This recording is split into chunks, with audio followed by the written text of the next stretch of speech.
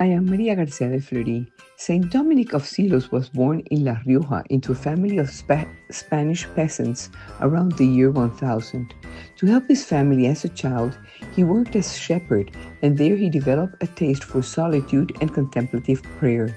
He entered the Benedictine order, became a priest, and held many leadership positions in the order, becoming abbot.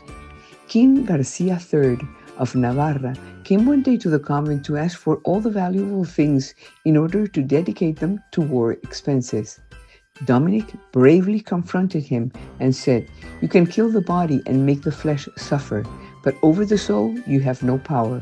The gospel tells, and I believe it, that the only one I must fear is he who can throw me into hell." And he did not give the king any of his sacred possessions of the monastery. This produced a serious confrontation, and Dominic, with two fellow monks, were exiled. They arrived to Castilla and Aragon, where King Ferdinand I received them and entrusted them with the monastery of Saint Sebastian of Silos in a very remote place in the diocese of Burgos, encouraging them to restore the abbey that had been an ancient Benedictine monastery that was declining structurally and spiritually. As abbot of San Sebastian, Dominic restored order to both the physical floor of the building and the spiritual edifice of the internal soul. To do this, he introduced the Cluniac reform, which became one of the greatest religious forces in Europe and consisted of reforms made within the Benedictine order that demanded greater dedication to the poor and greater religious devotion, including a richer liturgy with polyphonic choral music and Gregorian chants, inherited from the time of Saint Gregory the Great, after whom it receives its name.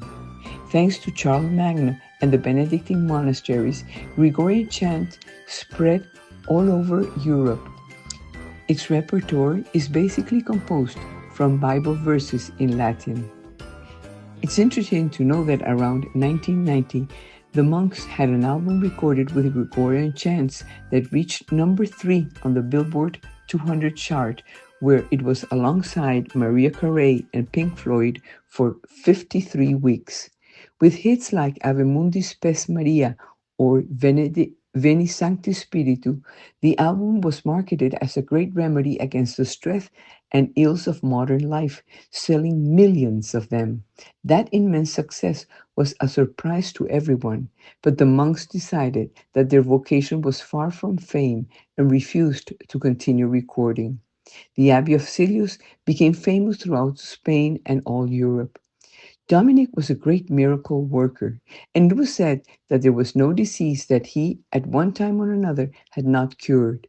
He dedicated himself to the poor, the sick, and the Christians enslaved by the Moors. These he strove by every means in his power to free them from their cruel captivity. About 100 years after his death, a young woman named Juana de Guzman made a pilgrimage to his grave, asking to conceive a child. When she had her son, she named him Dominic in honor of the holy abbot of Silos.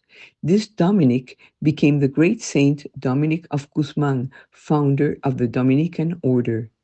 Dominic of Silos died on December 20, 1073, having lived in the certainty that with God we always win.